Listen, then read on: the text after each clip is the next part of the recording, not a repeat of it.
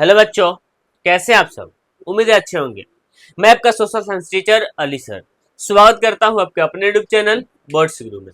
ये मेरा class 10th के इतिहास के दूसरा चैप्टर जिसका नाम है समाजवाद और साम्यवाद, इसका दूसरा लेक्चर है। ठीक है, पहले लेक्चर को अगर आप नहीं देखे हैं तो एक बार जाकर के जरूर देख लेंगे। ये दूसरा लेक्चर में हम जो पहले लेक्चर में बातें बताई गई थी उसके आगे की बात हम लोग जानेंगे। ठीक है, जो चैप्टर है ये ये क्लास 10 का सेकेंड चैप्टर है। ठीक है, जिसका नाम है समाजवाद और साम्यवाद। समाजवाद और साम्यवाद। हम समाजवाद की बात करें तो समाजवाद क्या है हम बता दिए हैं पहला लेक्चर में कि समाजवाद एक ऐसी विचारधारा है जिसके तहत समाज में रहने वाले किसी भी वर्ग के लोगों के साथ भेदभाव नहीं किया जाता है। ठीक है, और साम्यवाद ही बताए हैं कि साम्यवाद भी एक ऐसी विचारधारा है जिसके तहत समाज में रहने वाले किसी भी वर्ग के लोगों के साथ भेदभाव नहीं किया जाता है। कायदे से देखो तो दोनों का डेफिनेशन सेम बता दिए, लेकिन अंतर देखिएगा, जो समाजवाद है यह धीरे धीरे परिवर्तन लाना चाहता है, जबकि साम्यवाद समाज में अचानक परिवर्तन लाना चाहता है। समाजवाद जो समाजवाद होता है यह कभी भी हिंसा नहीं करता है, यानी कि मारपीट नहीं करना चाहता है, जबकि साम्यवाद अपना परिवर्तन लाने के लिए मारपीट भी करने के लिए रेडी हो जाता है। याद रखना एक बात कि साम्यवाद के जनक कार्ल मार्क्स को कहा जाता है। साम्यवाद के जनक किसको कहा जाता है? तो कार्ल मार्क्स को कहा जाता है। ये सारी बातें हम लोग पिछले लेक्चर में पढ़ चुके हैं, इसके आगे की बातें हम लोग जानेंगे। तो आइए शुरुआत करते हैं। लेक्चर सेकेंड है, 2 नंबर लेक्चर है और लिखा भी है कि समाजवाद वर्सेस साम्यवाद। ठीक है, हम शुरुआत करेंगे जो पहले लेक्चर में बात खत्म किए थे, जहां पे उसके आगे एक क्वेश्चन एग्जाम में बहुत ही रिपीटेड भी है, ये एग्जाम में क्वेश्चन पूछा भी है कि मार्क्सवाद के उद्देश्यों को लिखे या मार्क्सवाद के आदर्शों को लिखे। ये क्वेश्चन बनता है एग्जाम में लघु उत्तरीय। ठीक है, सबसे पहला बात की कुछ पॉइंट है इसमें हम जान लेते हैं। ये लिखा है मार्क्सवाद। मार्क्सवाद, ठीक है, सबसे पहला बात कि मार्क्सवाद क्या है ये पता होना चाहिए। तो याद रखना, मार्क्सवाद भी एक विचारधारा है जिसके तहत सभी लोगों को समान या फिर समाज में रहने वाले जितने भी वर्ग के लोग हैं सभी लोगों को एक समान अधिकार देता है, यानी कि समान अधिकार की बात करता है। समान अधिकार की बात करता है। इसमें जो मार्क्सवाद है, इस मार्क्सवाद का जो आदर्श है एक ये इसकी शुरुआत जो होती है एक शख्स जिसका नाम है कार्ल मार्क्स। ठीक है, कार्ल मार्क्स।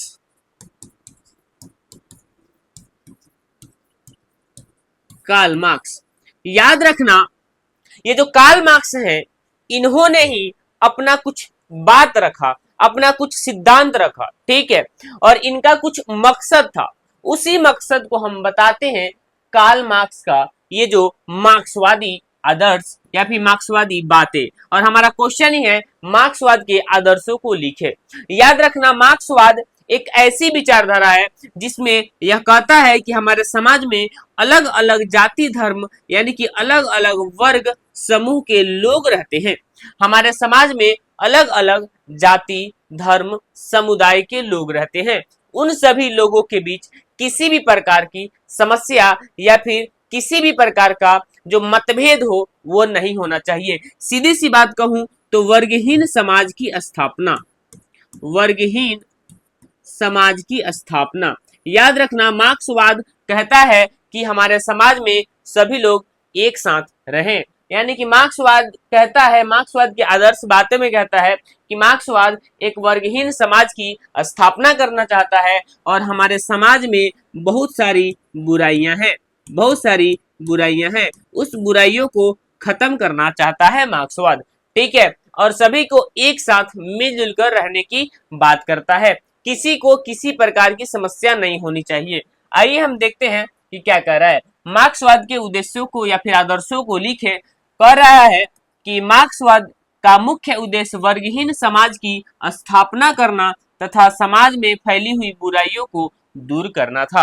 यानी कि मार्क्सवाद कहता है कि हमारे समाज में जितनी भी बुराइयां हैं, जितनी भी कुरीतियां हैं, सभी को समाप्त किया जाए और एक वर्गहीन समाज की स्थापना करना। वर्गहीन समाज कहने का अर्थ यह है कि अलग अलग जो जाति धर्म और समुदाय के लोग रहते हैं, अलग अलग विचारधारा वाले लोग रहते हैं, सभी लोग मिलजुल कर एक साथ रहे, यानी कि वही वर्गहीन। कोई भी अलग अलग वर्ग नहीं होगा, अलग जाति, अलग धर्म, अलग समुदाय नहीं होगा। जो मार्क्सवादी होते हैं वह किसी भी धर्म को अपना धर्म नहीं समझते, मार्क्सवादी धर्म को प्राथमिकता नहीं देते हैं। ठीक है, कह रहा है आगे, हमारे समाज में सभी तरह के लोग रहते हैं, इसीलिए किसी के साथ भेदभाव नहीं करना चाहिए। ये सारी बातें मार्क्सवादी लोग कहते हैं, या मार्क्सवाद के आदर्श से ही होगा। उम्मीद है सारी बातें बुझाई होगी। नेक्स्ट क्वेश्चन है, पूंजीवाद क्या है? ये भी क्वेश्चन कई बार पूछता भी है, कई बार पूछा है, वीवीआई भी है, इसे वीवीआई करके रखेंगे। ठीक है, ये एग्जाम में रिपीटेड है, बहुत बार पूछा है कि आखिर पूंजीवाद क्या है। आइए समझते हैं पहले पूंजीवाद क्या है। नाम ही है पूंजीवाद। देखिए, पूंजीवाद में होता क्या है ना कि एक शब्द इसमें जुड़ा हुआ है पूंजी, और पूंजी का अर्थ होता है पैसा, धन। ठीक है, धन। यानी कि पूंजीवादी अर्थव्यवस्था में होता क्या है ना कि धर्म को आगे बढ़ाने की बात करी जाती है। धर्म को प्राथमिकता नहीं, सॉरी, धर्म को आगे नहीं, धन को, हमने धर्म बोल दिया, धन को आगे बढ़ाने की बात करी जाती है, और वे धन कई तरीके से विकसित होते हैं। पूंजीवाद कहता है कि यह एक ऐसी आर्थिक संस्था होगी, एक ऐसी आर्थिक संस्था होगी जिसमें खुद का विकास करेगा, खुद का विकास करेगा। यानी कि पूंजीवाद कहता है कि हमारा खुद का, किसी इकलौते पर्सन का विकास हो, और पूंजीवादी अर्थव्यवस्था में अधिक से अधिक लाभ कमाने का बात करा जाता है, अधिक से अधिक लाभ कमाने की बात करी जाती है। इसमें होता क्या है कि सरकार का हस्तक्षेप नहीं होता है, और इसमें देश का विकास तेजी से होता है। पूंजीवादी अर्थव्यवस्था वाला कुछ देश है, जैसे आप नाम सुनिएगा, अमेरिका, ठीक है, नाम सुनेंगे ब्रिटेन। ये सारे ऐसी अर्थव्यवस्था वाले देश हैं जहां पर पूंजीवाद को बढ़ावा दिया जाता है। विकास करने के लिए उद्योगों को बढ़ावा दिया जाता है। आइए जो क्वेश्चन है देखते हैं कि पूंजीवाद क्या है। यह एक आर्थिक और राजनीतिक संस्था होती है जो निजी लाभ और निजी संपत्ति के बारे में सोचता है। इसके उत्पादन के साधनों पर सरकार का अधिकार नहीं होता है। इसमें ज्यादा से ज्यादा मुनाफा कमाया जाता है। उदाहरण के लिए अमेरिका, ब्रिटेन, ये ऐसे देश हैं जो पूंजीवादी अर्थव्यवस्था वाले देश हैं। इसमें ज्यादा से ज्यादा लाभ कमाने पर बल दिया जाता है। यानी कि पूंजीवादी अर्थव्यवस्था या फिर पूंजीवाद कहता है कि इसमें ज्यादा से ज्यादा लाभ कमाया जाए। यह एक ऐसी संस्था है जो खुद के लाभ के बारे में सोचती है, खुद का लाभ करती है। ठीक है, ये पूंजीवाद हो गया। आपसे अगर एग्जाम में पूछता है कि पूंजीवाद क्या है, तो याद रखना, पूंजीवाद एक आर्थिक और राजनीतिक संस्था होती है जो खुद के लाभ के बारे में सोचती है। इसमें ज्यादा से ज्यादा लाभ कमाया जाता है।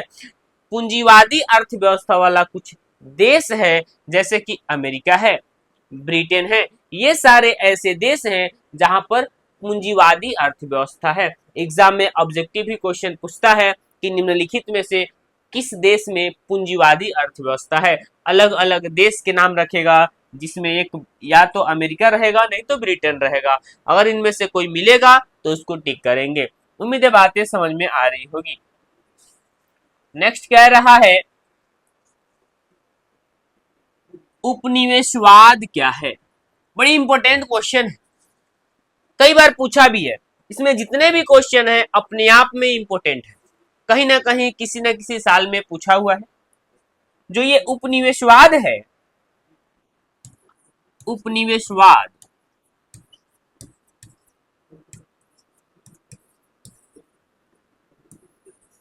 याद रखना उपनिवेशवाद में एक शब्द है उपनिवेश।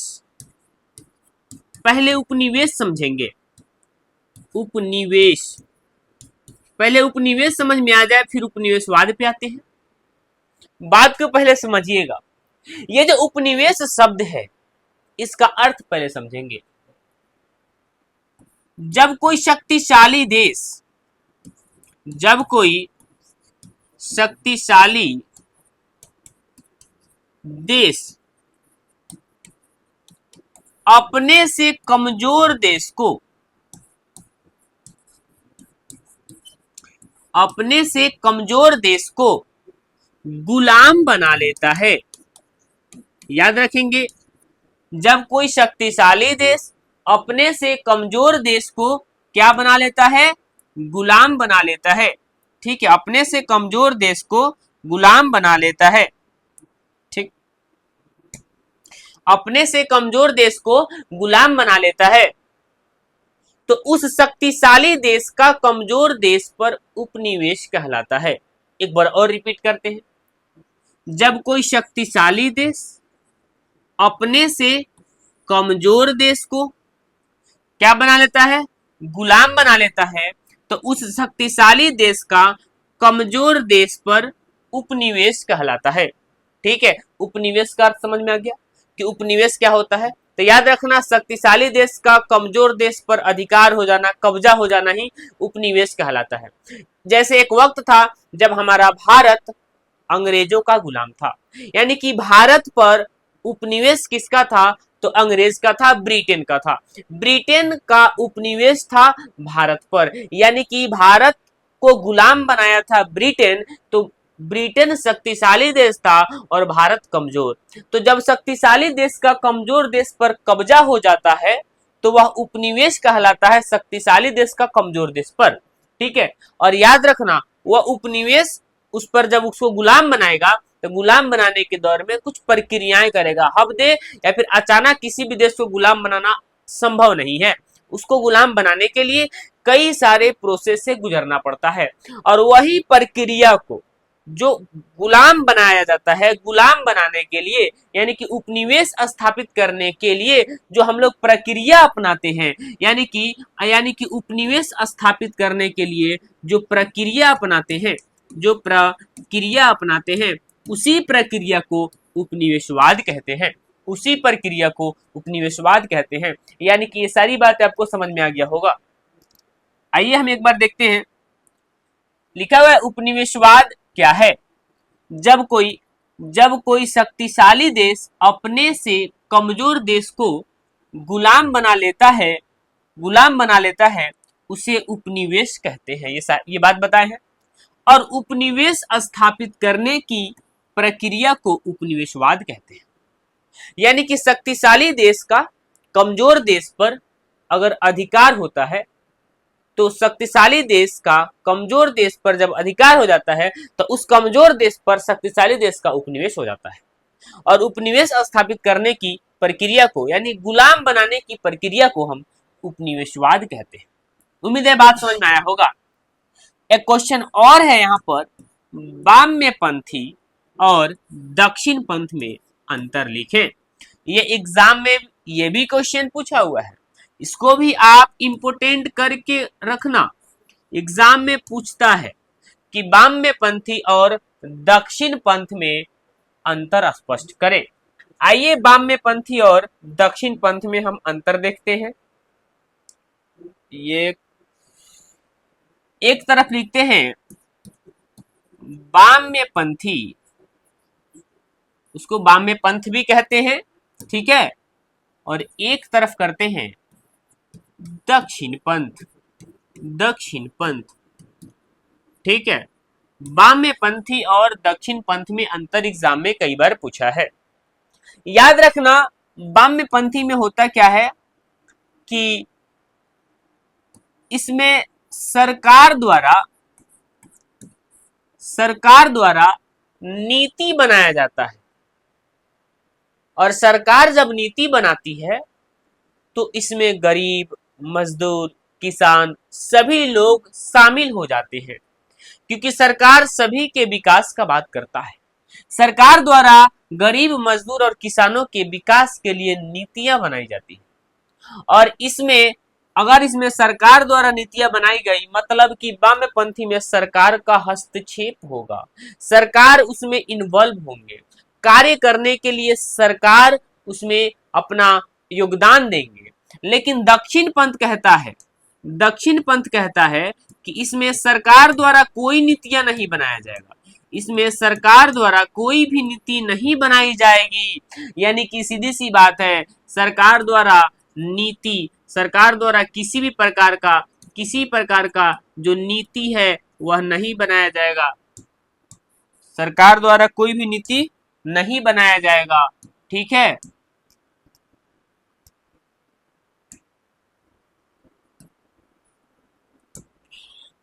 सरकार द्वारा नीति नहीं बनाई जाएगी। अरे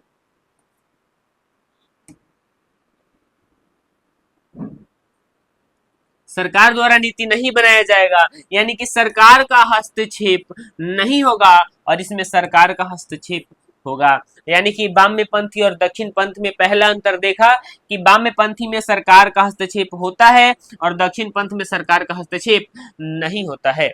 कोई दिक्कत? जिसमें सरकार का हस्तक्षेप होगा इसमें हर कार्य सरकारी अकॉर्डिंग होगा। और एक बात याद रखना, जो वामपंथी होते हैं वे औद्योगिकरण के यानी कि औद्योगिकरण के खिलाफ होते हैं, यानी कि इसमें उद्योगों को बढ़ावा नहीं दिया जाता है। और ये जो दक्षिण पंथ होते हैं ये औद्योगिकरण के समर्थक होते हैं, यानी कि इसमें उद्योगों को बढ़ावा दिया जाता है। यानी कि दूसरा अंतर भी आपको समझ में आया होगा। यानी कि वामपंथी और दक्षिण पंथ में अंतर कैसे लिखेंगे, तो वामपंथी में सरकार का हस्तक्षेप होता है, दक्षिण पंथ में सरकार का हस्तक्षेप नहीं होता है। इसमें उद्योगों को बढ़ावा दिया जाता है, बढ़ावा नहीं दिया जाता है, और इसमें उद्योगों को बढ़ावा दिया जाता है। उम्मीद है बातें समझ में आया होगा। आइए हम देखते हैं वामपंथी और दक्षिण पंथ में अंतर। वामपंथी यह एक ऐसी विचारधारा है जिसमें सरकार द्वारा एक ऐसी व्यवस्था बनाई जाती है जिसके तहत गरीब, मजदूर, किसान आदि का कल्याण होता है। यानी सीधी सी बात है, सरकार का हस्तक्षेप होता है। और दक्षिण पंथ कहता है यह एक ऐसी विचारधारा है जिसमें सरकार का कोई हस्तक्षेप नहीं होता। दक्षिण पंथ में एक ऐसी विचारधारा है जिसमें सरकार का कोई भी हस्तक्षेप नहीं होता है, सरकार का अधिकार नहीं होता है, इसमें सरकार इन्वॉल्व नहीं होते हैं, और यह पूंजीवाद का समर्थक होता है। यानी कि दक्षिण पंथ पूंजीवाद का समर्थक होता है, यानी कि औद्योगिकरण को बढ़ावा देता है, जबकि दक्षिण पंथ जो होता है, वामपंथी होता है, वो पूंजीवाद को बढ़ावा नहीं देता है, औद्योगिकरण के खिलाफ में होगा। उम्मीद है बात समझ में आया होगा, ना लिख लेंगे। ठीक है, नेक्स्ट देख लेते हैं। हाँ, अब आते हैं क्रांति, और ये क्रांति होगी रूस में। बड़ा इंपॉर्टेंट क्वेश्चन होगा, यहां से हमारी शुरुआत होगी। रूस लिखा है, रूस में क्रांति। पहले रूस के बारे में जान लेते हैं। एक बात याद रखना, दुनिया का सबसे बड़ा देश रूस ही है। रूस दुनिया का सबसे बड़ा देश है और एक वक्त में ये गुलाम भी था। और रूस दुनिया का सबसे बड़ा देश है। रूस दुनिया का सबसे बड़ा देश है जहां पर कई बार क्रांति भी हुई है। एक वक्त था जब रूस का राजा हुआ करता था। राजा को हम जार कहते हैं। रूस के राजा को हम जार कहते हैं। आपसे एग्जाम में ऑब्जेक्टिव क्वेश्चन पूछता भी है कि रूस के राजा को क्या कहा जाता है, तो जार कहा जाता है। और उस वक्त क्रांति की बात करते हैं, कब की क्रांति है, तो 1905 ईस्वी की और 1917 ईस्वी की। 1905 ईस्वी की क्रांति के समय रूस का जार यानी कि रूस का राजा, नाम जिसका था वो नाम था जार निकोलस द्वितीय। जार निकोलस जार निकोलस द्वितीय, यानी कि 1905 ईस्वी में रूस का राजा जार निकोलस द्वितीय था। आपसे ऑब्जेक्टिव क्वेश्चन पूछेगा कि 1905 ईस्वी की क्रांति के समय रूस का जार कौन था, तो याद रखेंगे जार निकोलस द्वितीय रूस का जार था। और जब भी क्रांति होगी समझ जाना कि वह राजा अच्छा नहीं होगा, यानी कि ऑब्वियसली बात है क्रांति हुई है मतलब जार निकोलस द्वितीय अच्छा राजा नहीं होगा।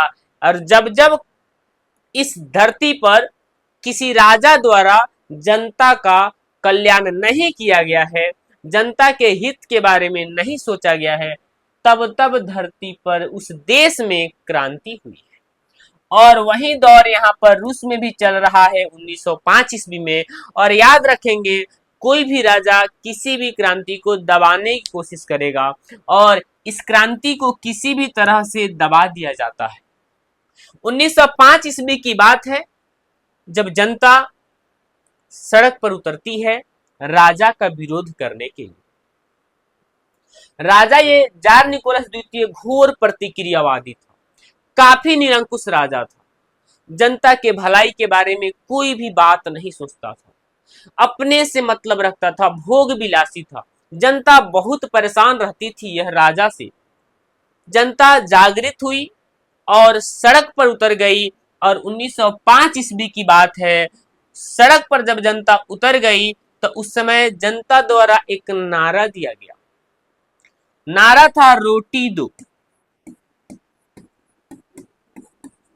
रोटी दो का नारा देते हुए और राजा का एक महल जहां पर था उस जगह का नाम सेंट पीटरबर्ग,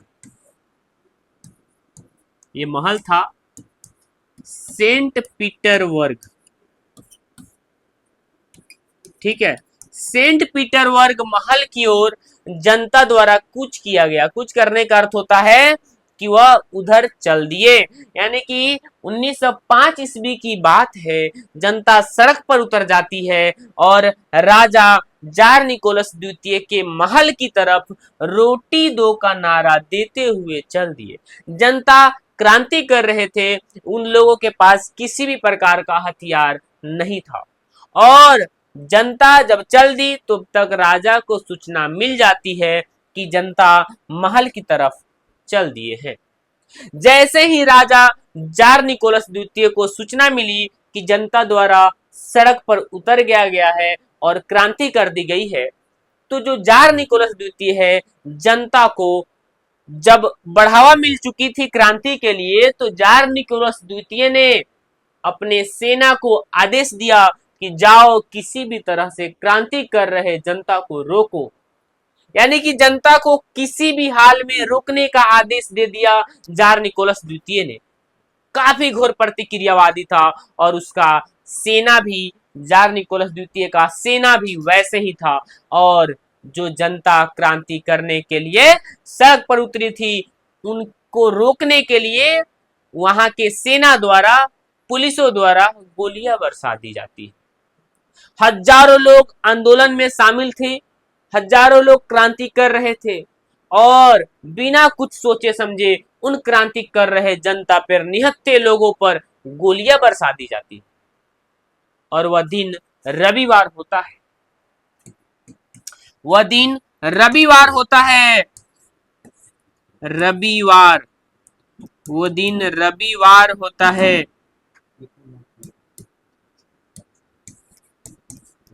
वो दिन रविवार था और उस जगह पे खून की नदियां बह रही थी।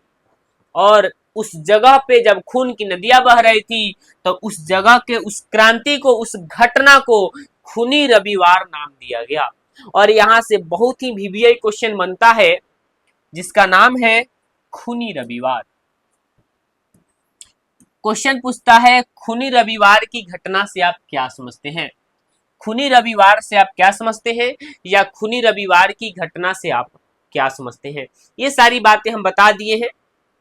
1905 ईस्वी की ही बात है जब जनता उतर गई थी। अच्छा, पुराने समय में दो टाइप के कैलेंडर चल रहे थे, एक पुराने समय का कैलेंडर और एक मॉडर्न समय कैलेंडर। ठीक है, पुराने कैलेंडर जिसको बोलते थे ना ग्रेगोरियन। देखिए लगभग 12 दिन का या 13 दिन का डिफरेंस होता है। 22 जनवरी पुराने कैलेंडर के अनुसार 9 जनवरी। देखिए एग्जाम में क्वेश्चन पूछता भी है 22 जनवरी और पुराने कैलेंडर के अनुसार 9 जनवरी 1905 ईस्वी। 9 जनवरी 1905 ईस्वी को जार की सत्ता को मिटाने के लिए लगभग 1 लाख जनता सेंट पीटरबर्ग महल की ओर रोटी दो का नारा देते हुए निकल पड़े। 22 जनवरी 1905 ईस्वी को राजा की सत्ता को समाप्त करने के लिए, मिटाने के लिए लाखों की संख्या में सेंट पीटरबर्ग महल की ओर जनता निकल गई। और जब जनता क्रांति कर रही थी, आंदोलन कर रही थी, तो वहां पर एक नारा दिया जा रहा था जिसका नाम था रोटी दो का नारा। यानी कि रोटी दो का नारा देते हुए सेंट पीटरबर्ग महल की ओर जनता द्वारा कूच किया गया। और जिसकी सूचना जैसे ही राजा को मिली, जिसकी सूचना मिलते ही राजा ने अपने सैनिकों को लोगों पर गोलियां बरसाने का आदेश दे दिया।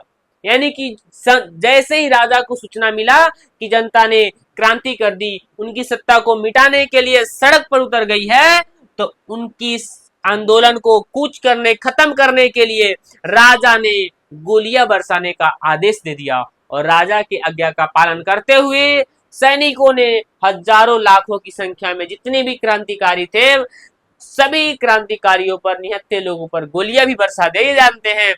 हजारों लोग मारे गए, यानी कि गोलियां बरसा दी जाती है, हजारों लोग मारे जाते हैं। यह घटना रविवार को घटित हुआ था, घटी जिसके कारण इसे खूनी रविवार कहा जाता है।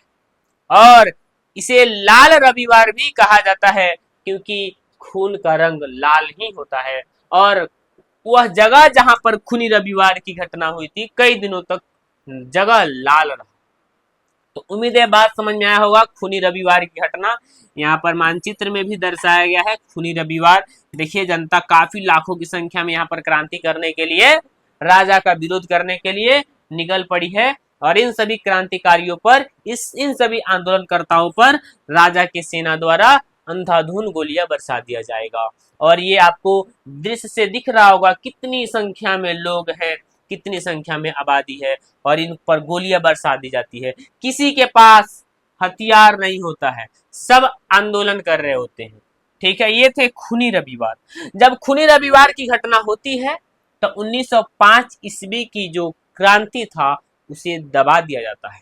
यानी कि वहीं पे वह क्रांति रुक जाती है। क्योंकि याद रखना एक बात, कितना भी आदमी जब साहसी होता है ना, जब फ्रंट पे कोई बंदूक या हथियार लेकर जब खड़ा हो जाता है तो उसकी कहीं ना कहीं हेकड़ी निकल जाती है। वही बात होता है, क्रांति कर रहे थे जनता, और जब गोलियां बरसा दी जाती है तो आंदोलन रुक जाता है। लेकिन एक बात याद रखना, जब शेर छलांग मारता है तो एक बार पीछे भी हटता है। ये क्रांति कर रहे लोग रुक जाते हैं, यानी कि पीछे हो जाते हैं। और फिर दौड़ आता है 1917, फिर दौर आता है 1917। हालांकि 1905 से 1917 के बीच छोटी मोटी क्रांतियां होती रहती है। एक बात याद रखना, जब बड़ा घटना होता है तो छोटा घटना ऑटोमेटिक समाप्त हो जाता है। जब घर में बड़ी लड़ाई होती है तो छोटा छोटा लड़ाई अपने आप समाप्त हो जाते हैं। वही बात होता है इस दौर में। 1905 से 17 के बीच छोटी मोटी लड़ाइयां हो रही थी, लेकिन 1917 का दौर बड़ी घातक दौर था। याद रखना, रूस की क्रांति होगी और रूस की 1917 ईस्वी की क्रांति के कारण होगा। यानी कि जो राजा थे, यानी कि जार था रूस का राजा, अभी भी वैसे ही कारनामा कर रहा था। जनता के कोई भी हित का बात नहीं कर रहा था, भोग विलासी था। फिर 1917 में यही काम होता है, क्रांति करी जाती है और उन क्रांतियों के कारण होते हैं। 1917 ईस्वी में फिर से क्रांति होती है राजा की गद्दी को छीनने के लिए, और ये क्रांति सफल होता है और उस क्रांति के कारण होंगे। आप देखिएगा उस क्रांति का कुछ यहाँ पर चित्र द्वारा बताया गया है। जब क्रांति हो रही थी, क्रांति में याद रखना मारपीट नहीं होता है, आंदोलन करा जाता है। 1917 ईस्वी के क्रांति के कई सारे कारण होंगे। हम जानेंगे पहले राजनीतिक कारण। एग्जाम में ये दीर्घ उत्तरीय क्वेश्चन पूछता है, याद रखना, दीर्घ उत्तरीय क्वेश्चन पूछता है। बहुत वीवीआई क्वेश्चन है कि 1917 ईस्वी की रूसी क्रांति के कारण को लिखें, और इसे वीवीआई टिक करके रखेंगे, बहुत इंपॉर्टेंट क्वेश्चन है। ठीक है, आइए राजनीतिक कारण में सबसे पहला कारण जानते हैं, जार का निरंकुश शासन। जार का निरंकुश शासन, हम इसके बारे में थोड़ा सा जानेंगे कि राजनीतिक कारण जो है 1917 ईस्वी में जो क्रांति होती है रूस में, उस रूस की क्रांति का सबसे पहला कारण हम जानेंगे कि राजनीतिक कारण में जार का निरंकुश शासन। यानी कि आइए जार का निरंकुश शासन हम लोग जानेंगे। ये जो जार है, रूस में रूस के राजा को जार कहते हैं। ये जो रूस है, रूस में रूस के राजा को जार कहते हैं, और उस समय रूस का जो जार था, जार निकोलस द्वितीय था। Tsar Nicholas tsar Nicholas tsar Nicholas द्वितीय था। यह काफी निरंकुश और घोर प्रतिक्रियावादी था। यह काफी निरंकुश और घोर प्रतिक्रियावादी राजा था। इसके शासन से जनता बिल्कुल नाखुश थी, इसके शासन से जनता बिल्कुल परेशान थी, और इसके शासन से जनता आजाद होना चाहता था। यानी कि आइए हम जानते हैं ये जो जार निकोलस द्वितीय की शासन था वो निरंकुश शासन था। कैसे? निरंकुश का अर्थ होता है उसके काम में कोई भी अंकुश ना हो, किसी भी प्रकार का बाधा या रुकावट ना हो। यह रूस की क्रांति का सबसे बड़ा कारण था, जिसमें जार निकोलस द्वितीय अपनी मनमानी करता था, जनता के सुख दुख का ध्यान नहीं रखता था, वह खुद को ईश्वर का प्रतीक मानता था। यानी कि जार निकोलस द्वितीय कहता था कि ईश्वर ने मुझे जन्म दिया है इस दुनिया पे शासन करने के लिए। अपने आप को ईश्वर का प्रतीक मानता था, अपने आप को ईश्वर मानता था। ये था जार निकोलस द्वितीय। जनता के सुख दुख का कोई भी इसके ज्ञान नहीं होता था, सुख दुख से कोई मतलब नहीं होता था। ये था जार निकोलस द्वितीय का निरंकुश शासन। दूसरा कारण है रूसीकरण की नीति। याद रखना, बहुत इंपॉर्टेंट ये भी बातें हैं। रूसीकरण की नीति, आइए रूसीकरण की नीति में जानेंगे। ये जो नीति होगा, याद रखना, ये जो रूस का शैतान राजा था, रूस का शैतान राजा था, उसने रूस में नीति बनाई थी, अपना कानून बनाया था। देखते हैं रूसीकरण की नीति में क्या क्या होता है। सबसे पहला बात कि जो राजा था वह कहता था जनता को, हे जनता, अगर तुम्हें रूस में रहना है तो एक राजा, ठीक है, एक राजा एक देश, ठीक है, एक राजा एक देश और एक भाषा को मानना होगा। साथ ही साथ रूस में एक ही धर्म होगी। यह रूस की रूसीकरण की नीति हुआ करता था। रूस का राजा कहता था कि यदि तुम्हें रूस में रहना है तो एक राजा, एक देश, एक भाषा तथा एक धर्म को अपनाना पड़ेगा, जो जनता नहीं चाहती थी, और जनता इसका विरोध करने लगा। इसका विरोध किया जनता। आइए हम देखते हैं रूसीकरण की नीति में क्या था, हम देख लेते हैं। रूसीकरण की नीति, रूस में अनेक जाति और धर्म के लोग रहते थे। जार का मानना था कि रूस में रहना है तो एक भाषा, एक रूस, एक धर्म को अपनाना होगा, जिसका विरोध जनता द्वारा किया गया। ये था रूसीकरण की नीति। यानी कि रूसीकरण की नीति, उम्मीद है समझ में आया होगा। नेक्स्ट हम देखते हैं तीसरा कारण क्या था रूस में 1917 ईस्वी के क्रांति के। आइए तीसरे कारण को देखते हैं। तीसरा कारण था राजनीतिक दल का उदय। याद रखेंगे सन 1883 ईस्वी की बात है। देखिए थोड़ा सा बैक गए, बहुत बैक, आप ये मत समझना 1917 1883 है, ये हम थोड़ा सा और बैक गए हैं। ठीक है, बहुत सारे बच्चों को कंफ्यूजन होता है कि 1917 में क्रांति हुई और ये 1800 वाली बात कहां से कर दी भाई, पीछे आए हैं पीछे। देखिएगा 1883 ईस्वी की बात है, रूस में एक राजनीतिक दल का गठन किया जाता है जिसका नाम था रूसी सोशल डेमोक्रेटिक पार्टी। याद रखना, रूसी सोशल डेमोक्रेटिक पार्टी की स्थापना कब करी गई, तो 1883 में, 1883 ईस्वी में। ठीक है, रूसी सोशल डेमोक्रेटिक पार्टी यह एक राजनीतिक दल होता है और राजनीतिक दल का जो उदय हुआ यह क्रांति का कारण बना, क्योंकि राजनीतिक दल में बहुत सारे जनता शामिल होते हैं और इसका बहुत बड़ा योगदान होता है किसी भी क्रांति में। स्थापना हुई और ये लोग जार के खिलाफ लड़ना चाहते थे जो 1883 ईस्वी में 1883 ईस्वी में रूसी सोशल डेमोक्रेटिक पार्टी की जो स्थापना करी गई, ये राजा जार निकोलस द्वितीय का विरोध करते थे, इस जार के खिलाफ में आंदोलन करना चाहते थे। और 1903 ईस्वी में, याद रखना सुनो, 1903 ईस्वी में यह पार्टी दो दलों में बढ़ गई। याद रखना, पहला मेंशेविक और दूसरा बोल्शेविक। बड़ी इंपॉर्टेंट बात है, जब जब किसी भी क्षेत्र में एक जगह कई संगठन रहते हैं तो कहीं ना कहीं उनमें मतभेद होता ही है, मतभेद होता ही है। तो यहां पर भी मतभेद हो जाती है सन 1903 ईस्वी में, और ये जो सोशल डेमोक्रेटिक पार्टी अपने आप में टूट जाती है। जब टूट गई तो एक पार्टी बनी मेंशेविक पार्टी और दूसरा बोल्शेविक पार्टी। मेंशेविक पार्टी और बोल्शेविक पार्टी। मेंशेविक पार्टी वे लोग थे जो अमीर लोग थे और बोल्शेविक पार्टी वे लोग थे जो गरीब लोग थे। देखिए टूटने का कारण हम बताते हैं आपको कि आखिर ये पार्टियां टूट कैसे गई।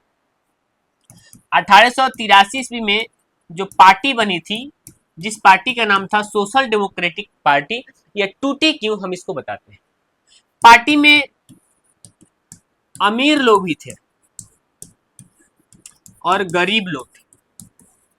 अमीरों के पास पैसा होता है और गरीबों के पास पैसा का अभाव होता है। एक बात आप अपने गांव समाज में जरा देखो अपने गांव समाज में कि अमीरों की संख्या ज्यादा है कि गरीबों की संख्या। गांव समाज हो, देश हो या दुनिया हो, अमीरों की संख्या कम होती है, लेकिन वहीं कम संख्या, अधिक जनसंख्या वाले गरीबों पर भारी पड़ता है। याद रखना, ये अमीर लोग जो थे और ये जो गरीब लोग थे, इनके बीच टूटा क्यों ये पार्टी, सोशल डेमोक्रेटिक पार्टी टूटा क्यों। अमीर लोग कहते थे कि हमारे पास पैसा है, सारा मेरे अकॉर्डिंग होगा, लड़ाई में मारपीट करने जाना है तो गरीब मारपीट करेगा, मरेगा।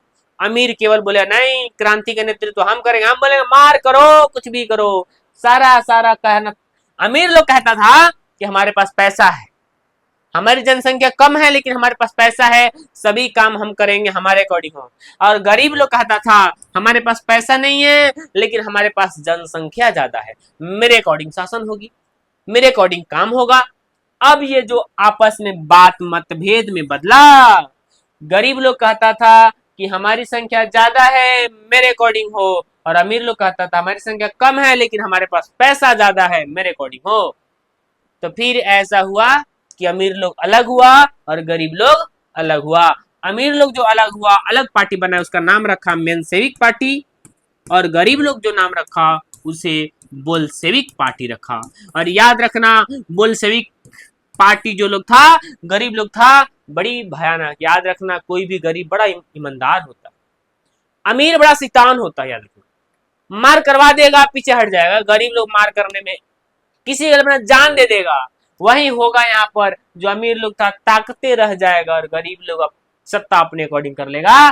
गरीब लोग फिर से यहाँ पर बोल्शेविक लोग, यानी कि गरीब लोग, अपना क्रांति होगा जिसे बोल्शेविक क्रांति के नाम से याद रखा जाएगा इस इतिहास में। और ये हम जानेंगे आगे बोल्शेविक क्रांति क्या है। मेंशेविकों ने भी क्रांति करा, बट ये मेंशेविक क्रांति शैतानों का शैतानी क्रांति होगा ना। हम जान लेते हैं थोड़ी सी बात है। राजनीतिक दल का उदय हम लोगों ने देखा। राजनीतिक दल 1883 ईस्वी में बनती है रूस में, या 1930 में अपने आप में टूट जाती है, मेंशेविक पार्टी और बोल्शेविक पार्टी में बदल जाती है। ठीक है, मेंशेविक पार्टी और बोल्शेविक पार्टी में यह बदल जाती है। ठीक, नागरिक एवं राजनीतिक स्वतंत्रता का अभाव। नागरिक एवं राजनीतिक स्वतंत्रता का अभाव। आई राजा शैतान था, राजा शैतान कहता था कि जो भी राजनीतिक पार्टियां होगी, जितने भी लोग हैं वे मेरे अकॉर्डिंग काम करेंगे। राजा कहता था कि कोई भी अपने अकॉर्डिंग नहीं, राजा के अकॉर्डिंग काम करना होगा। राजा अच्छा था ही नहीं, यानी कि रूस का जो राजा था प्रेस को अपने अधीन रखता था। यानी कि जब तक मीडिया वाला अपनी बातों को, देश दुनिया की बातों को जनता तक नहीं पहुंचाएगी, जनता तक थोड़ी बातें पहुंचेगी, और ये मीडिया को ही अपने अधीन कर लेता था। कौन? राजा। यानी कि रूस का राजा प्रेस को अपने अधीन रखता था। ठीक है, उम्मीद है बात समझ में आया होगा। पांचवा कारण देखते हैं, प्रथम विश्व युद्ध में रूस की लगातार हार हुई। देखिए, थोड़ी सी प्रथम विश्व युद्ध की चर्चा कर लेते हैं। प्रथम विश्व युद्ध आप 9th बड़ा अच्छा से पढ़े होंगे, बहुत देर तक बताएंगे तो बात थोड़ा सा शॉर्ट करके बताते हैं। प्रथम विश्व युद्ध 1914 से लेकर के 1918 तक लड़ी जाती है, और इसी दौर में 1917 में क्रांति हो रही होती है रूस में। क्या ये प्रथम विश्व युद्ध नहीं चल रहा है 1917 में? तो बिल्कुल चल रहा है, और इसमें रूस भी शामिल था, सितनवा शामिल था, राजा रूस भी शामिल था प्रथम विश्व युद्ध में। प्रथम विश्व दो गुटों में लड़ी जा रही थी, मित्र राष्ट्र और धुरी राष्ट्र, याद रखना। और रूस जिस भी राष्ट्र से लड़ रहा था, उस समय रूस का राजा था वही निकोलस था, रूस का जार था, जार निकोलस द्वितीय। इतना खराब राजा जिसका हिसाब नहीं है। ये जार निकोलस द्वितीय ने सोचा कि अगर हम युद्ध में जीत जाते हैं तो जनता खुश होकर हमसे जब खुश हो जाएगी तो क्रांति नहीं करेगी। ठीक है, और रूस का राजा जब युद्ध में शामिल होता है तो लगातार रूस की हार हो रही थी, यानी कि लगातार रूस का हार हो रही थी। राजा का जितना भी दरबार था धीरे धीरे सब खाली हो गया, सारा जितने भी उनके चमचे बेलचे थे सब उनका साथ छोड़ दिए, सारा दरबार खाली हो गया। यानी कि रूस की जो प्रतिष्ठा थी जार के कारण मिट्टी में मिल गई, रूस की प्रतिष्ठा मिट्टी में मिल गई। जनता और गुस्सा हो गया, और जब जब देश में लड़ाई होती है महंगाई बढ़ता है, वही बात सुन लेना, देश में महंगाई उसी लेवल से बढ़ रही थी, जनता परेशान था ही, और राजा हार भी रहे थे, चारों तरफ से राजा की बुरी हाल हो रही थी। अब राजा समझ गए थे कि अब हमको नहीं छोड़ेगा, जनता मारेगा भाई मारेगा, यहाँ वही काम होगा। प्रथम विश्व में लगातार राजा की हार हो रही थी, रूस लगातार प्रथम विश्व में हार रहा था। यहाँ पे थोड़ा सा और जोड़ लेंगे, रूस में लगातार रूस की हार हो रही थी, राजा का दरबार पूरा सूना सा पड़ गया, और याद रखना रूस की प्रतिष्ठा मिट्टी में मिल जाती है, रूस की प्रतिष्ठा मिट्टी में मिल गई। ठीक है, रूस की प्रतिष्ठा मिट्टी में मिल गई, ठीक, जिसका विरोध जनता द्वारा जमकर किया जाता है। छठा कारण देखते हैं, बड़ा इंपॉर्टेंट है, 1905 ईस्वी क्रांति का असर। आपको पता ही है खूनी रविवार जो हुआ था, अभी बताए हैं कि जो खूनी रविवार 1905 ईस्वी में घटना घटित हुआ था वो छोड़ेगा थोड़ी जनता, एक बार क्रांति की है तो दोबारा तो करेगी ही करेगी। 1905 ईस्वी क्रांति का असर 1917 में देखने को मिला।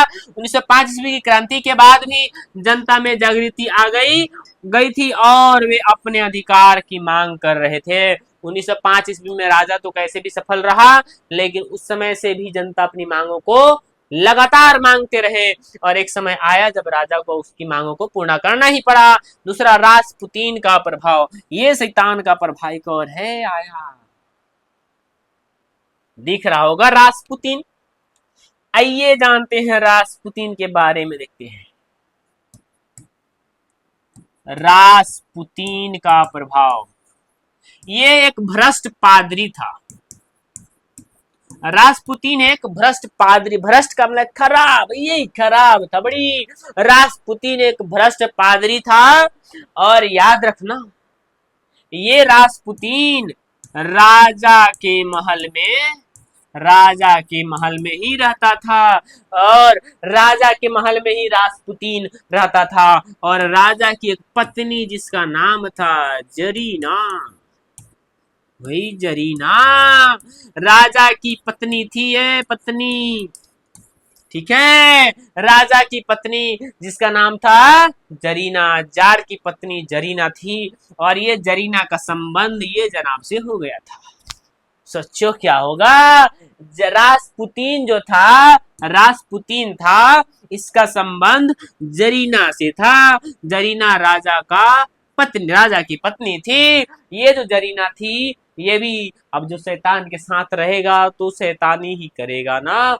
ये जो रासपुतीन था, थोड़ा सा इनको हम दूसरा कलर से देखते हैं। ये जो जरीना थी बहुत साथ देती थी रासपुतीन का। रासपुतीन जरीना के सहारे पूरे रूस का बागडोर अपने हाथ में संभाल लिया था। पूरे रूस का बागडोर अपने अंडर कर लिया था। क्योंकि अक्सर कहा जाता है कि जो कोई भी राजा हो या देश का छोटा नागरिक अपनी पत्नी का तो बड़ा बात मानता है। ये फुसलाता था जरीना को और जरीना फुसला देती थी राजा को।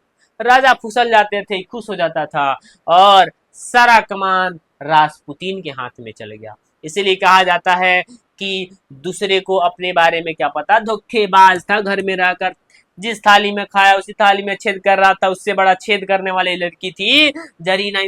मारेगा कि इसका हिसाब नहीं है। आइए आगे की बात जानते हैं। ये रासपुतीन का प्रभाव क्या होगा कि यह एक भ्रष्ट पादरी था जो जो जार के यहाँ रहता था। जार का मतलब होता है राजा, जार के यहाँ रहता था। इसका संबंध रूस के राजा की पत्नी जरीना से था। रासपुतीन ने जरीना को अपने अधीन कर लिया था और जरीना के कहने पर वह रूस को बर्बादी का कारण बना। ठीक है, याद रखना, जरीना को अपने अधीन कर लिया था रासपुतीन और जरीना के सहारे पूरे रूस को अपने अधीन कर लिया था। आइए 8वां कारण देखते हैं। 8वां कारण में देखेंगे, अच्छा राजनीतिक कारण खत्म हुआ, अब देखेंगे सामाजिक कारण। सामाजिक कारण, ठीक है, राजनीतिक कारण वो था। सामाजिक कारण में देख लेते हैं। पहला, किसानों की दयनीय स्थिति। याद रखें, जो किसान लोग थे उनकी जो स्थिति थी काफी दयनीय थी। क्योंकि जब युद्ध लड़ा जा रहा था उस समय महंगाई बढ़ रही थी और किसानों के पास अधिक पैसा होता नहीं है। किसानों के भलाई के बारे में राजा सोचता नहीं है। और किसान या गरीब लोग होते हैं उनकी संख्या अधिक होती है। किसानों के साथ बहुत अत्याचार किया जा रहा था जार निकोलस द्वितीय के द्वारा। और किसान काफी परेशान हो गए थे राजा की निरंकुशता से। फिर क्या था, किसान भी अपना आंदोलन करेंगे। देखो, किसानों की रूस में क्रांति के समय किसानों की स्थिति काफी दयनीय थी। वे पुराने तरीके से खेती करते थे जिससे उत्पादन अच्छा नहीं होता था। इसके अलावा सरकार द्वारा किसानों पर अधिक लगान, अधिक कर यानी कि अधिक टैक्स लिया जाता था, जिससे किसानों की स्थिति और दयनीय होती गई और दयनीय हो गई। यानी किसान की स्थिति और खराब हो गई। राजा उनसे टैक्स भी लेता था। उस समय महंगाई भी बढ़ रही थी, चरम सीमा पर थी और किसान परेशान थे। फिर क्रांति का कारण बना, सीधी सी बात है, बड़ा आसान सा बात है। दूसरा कारण देखते हैं, मजदूरों की दयनीय स्थिति। ओए, मजदूरों की भी वही हाल होगी। अधिक समय तक काम कराना, अधिक देर तक काम कराना, कम पैसा देना और मजदूर फिर क्या करेंगे, आंदोलन ही करेंगे। रूस में मजदूरों की स्थिति काफी दयनीय थी। उनसे अधिक काम लिया जाता था और मजदूरी कम दी जाती थी। उनके लिए कोई सुविधा नहीं था। मजदूरों को फैक्ट्री के मालिकों द्वारा तंग किया जाता था और तरह तरह के शोषण किया जाता था। और इसके बारे में बहुत अच्छा से पिछला लेक्चर में भी बताए हैं, एक बार उसको देखेंगे जरूर पहला लेक्चर को, तब दूसरा लेक्चर की तरफ कूच करेंगे। फिर है बेरोजगारी की समस्या। जब प्रथम विश्व युद्ध चल रहा था उसी समय प्रथम विश्व में ही यह रूस का राजा शामिल था। ठीक है, बेरोजगारी का अर्थ क्या होता है जरा देख लेते हैं। ये जो बेरोजगारी होता है, बेरोजगारी का अर्थ होता है कि रोजगार नहीं होना। देखिए, बेरोजगारी का अर्थ होता है कि किसी के पास रोजी रोटी ना होना। याद रखना, अगर एक इंसान शिक्षित है, पढ़ा लिखा है और वह खेती कर रहा है, बेरोजगार है। अगर कोई इंसान पढ़ा लिखा है, घर में कोई काम कर रहा है, उसे नौकरी के योग्य है, उसे नौकरी नहीं है, घर का काम होते हुए भी बेरोजगार है। क्योंकि कोई भी इंसान को जब रोजगार नहीं मिलता है, कोई काम नहीं मिलता है, तो दूसरा काम करता है। काम में इन्वॉल्व होते हुए भी वो बेरोजगार है, क्योंकि योग्यता के अनुसार जब तक काम न मिले तब तक उसे रोजगार नहीं कहा जाएगा। आप भी कोई काम कर रहे हैं लेकिन आपकी योग्यता कुछ और है, कुछ और के लिए है, और वो योग्यता ना मिले फिर भी आप बेरोजगार हैं। तो बेरोजगार का अर्थ समझ में आ गया होगा। बेरोजगारी कि अपनी योग्यता के अनुसार काम ना मिलना, बेरोजगार है। ठीक है, आप मैट्रिक क्लास में हैं, आपको रोजगार मिलना चाहिए कि आप पढ़ रहे हैं मैट्रिक के अकॉर्डिंग, पढ़ रहे हैं तीसरी का बुक तीसरी का, तो आप रोजगार थोड़ी हुए। ठीक है, योग्यता के अनुसार काम मिलना रोजगार हुआ, और योग्यता के अनुसार काम न मिलना बेरोजगार हुआ। और आप भी अगर बेरोजगार होंगे, अक्सर बेरोजगार लोग खेती करते हैं, खेती, इसे खेती करने वाले को बोलते हैं छुपी हुई बेरोजगारी। कोई काम को, किसी व्यक्ति को कोई काम नहीं मिलता है, चुपचाप खेती करता है। कोई पूछे क्या करते हो, खेती करते हैं, बहुत कमाते हैं। रे तुमको काम नहीं मिला तो खेती करने लगे। खेती करना बेरोजगारी होता है, छिपी हुई बेरोजगारी ही खेती करना है। ठीक है, कृषि छिपी हुई बेरोजगारी के अंदर आता है। ठीक, लेकिन कृषि से बहुत पैसा आता है ऐसा नहीं है, मेहनत बहुत है, लेकिन अक्सर बेरोजगार लोग कृषि ही करते हैं। ठीक, आइए जानते हैं बेरोजगारी की समस्या। रूस की क्रांति के समय बेरोजगारी एक बड़ी समस्या थी। लाखों लोग बेरोजगार थे जिनके पास क्रांति के सिवा कोई दूसरा ऑप्शन नहीं था। जमकर क्रांति हुई, राजा को दे मार मारा, राजा भगेगा। आइए आगे की बात थोड़ा जानते हैं। बौद्धिक कारण भी 3 नंबर जानेंगे। बौद्धिक कारण 1917 ईस्वी की क्रांति का जो तीसरा कारण होगा बौद्धिक कारण। ठीक है, ये लास्ट कारण होगा, जरा हम देखेंगे। बौद्धिक कारण देखेंगे। रूस में लोग धीरे धीरे पश्चिमी विचारों और रचनाओं के जरिए जागृत हो रहे थे। लियो टॉल्स्टॉय है, यहाँ पे क्वेश्चन बनता है। लियो टॉल्स्टॉय बड़ा इंपॉर्टेंट बात है, ये शख्स है, इंसान है, कुछ और मत समझना।